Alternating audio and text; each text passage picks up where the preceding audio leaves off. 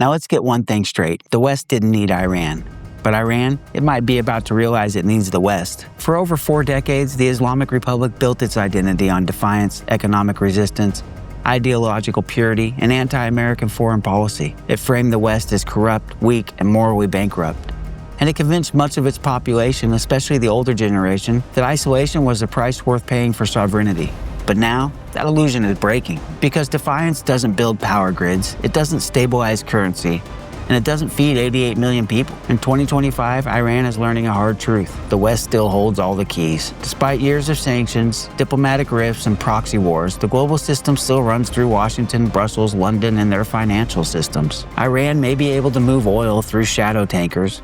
It may have friendly trade headlines with China or Russia, but the fundamentals, capital, legitimacy, advanced tech, investment, are all still anchored in Western-led systems. And that system doesn't bend for ideology. It rewards alignment, stability, transparency, things the Islamic Republic have spent years rejecting. Let's talk functionality, because that's what this really comes down to. Iran doesn't need handouts, it needs access to the tools that keep a modern state running. Access to international banking systems like SWIFT, access to foreign direct investment and trade insurance, access to high-grade refinery parts, aviation tech, pharmaceuticals, and microelectronics, access to shipping lanes and insurance markets that make large-scale exports even viable. Those systems, they're all still Western-controlled. Even China, the so-called alternative superpower, relies on the West to keep its own supply chains running. Oh my God. Iran spent years trying to bypass the West.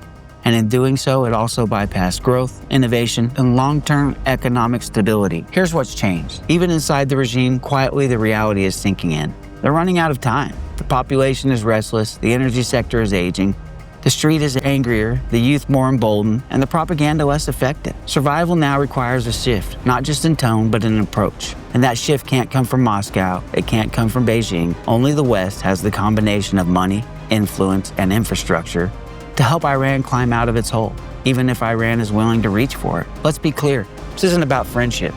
It's not about waving the flag or reform or embracing democracy. I don't even think we care about that anymore. It's about pragmatism. Authoritarian regimes don't turn because of moral awakening.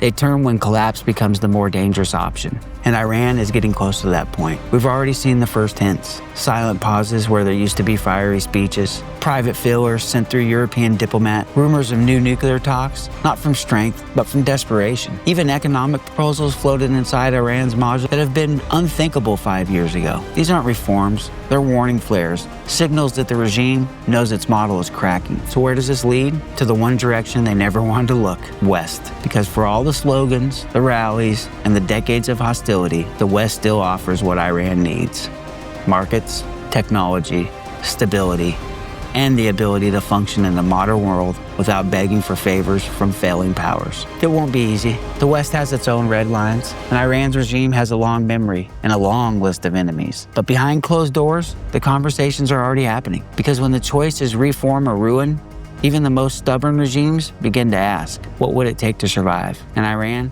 that's where they're at.